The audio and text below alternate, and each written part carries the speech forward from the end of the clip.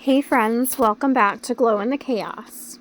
If you've ever felt that tightness in your chest before a doctor's appointment, that mix of fear, frustration, and dread, you are not alone.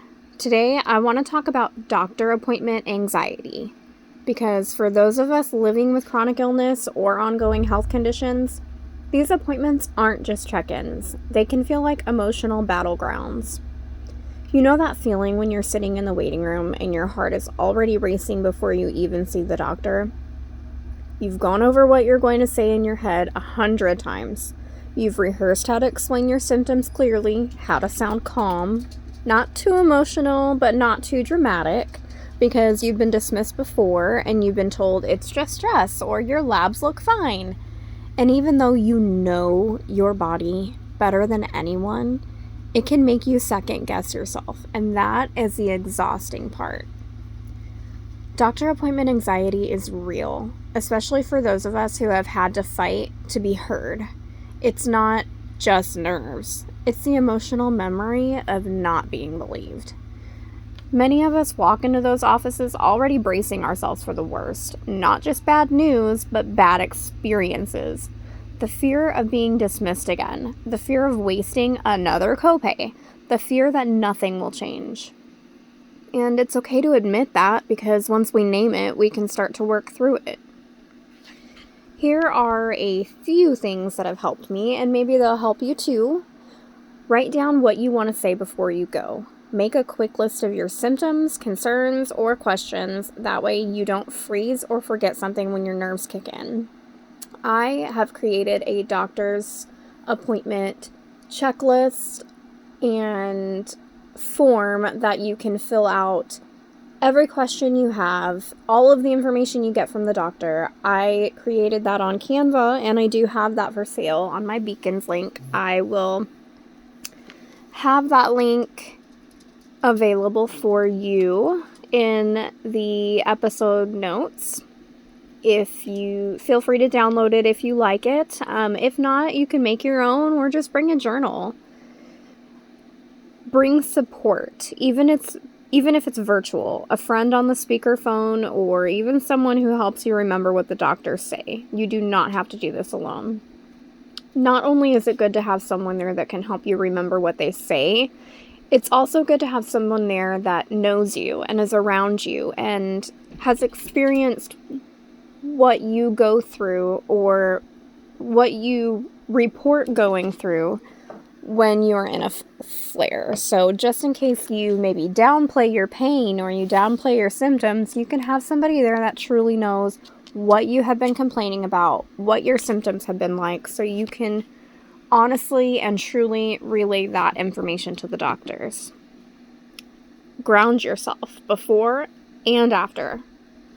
Before you go in, take a few deep breaths in the car.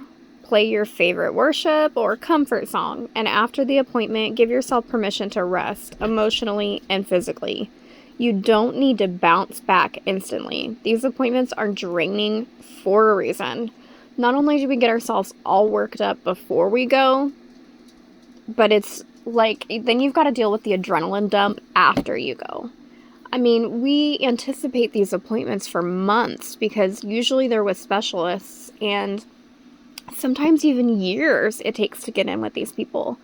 So just having all of that anxiety and emotion leading up to going into your appointment, and then whether you get good news or bad news, or whether you feel dismissed or feel heard, it doesn't matter. Either way, coming down from that adrenaline dump is like guaranteed to flare symptoms, I feel like. If no one's told you lately, I see you. You're not dramatic. You're not weak. You're someone who has to show up brave in a system that does not always understand what bravery looks like. You are doing your best with the tools you have, and that is enough.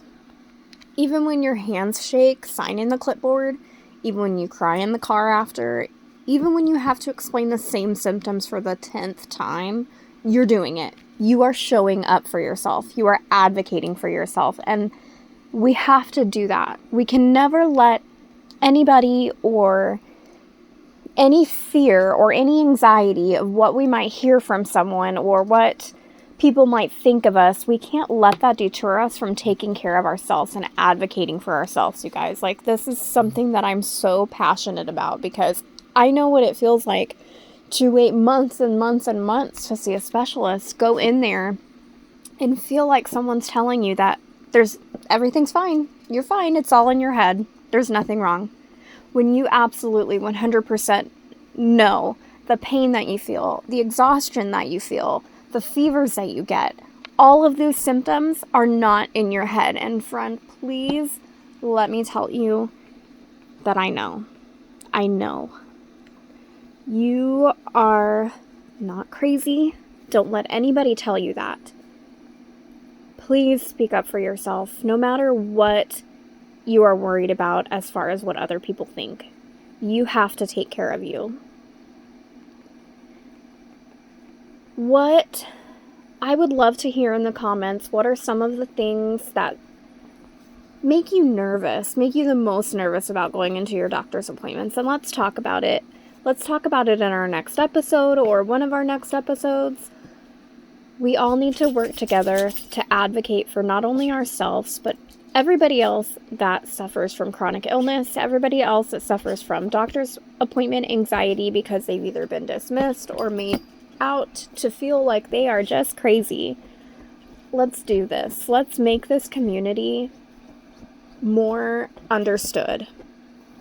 Thank you for spending a few minutes with me today on Glow in the Chaos. If this episode spoke to you, please share it with someone who gets it. That friend who's probably overthinking their next appointment too. They probably need to hear this as well.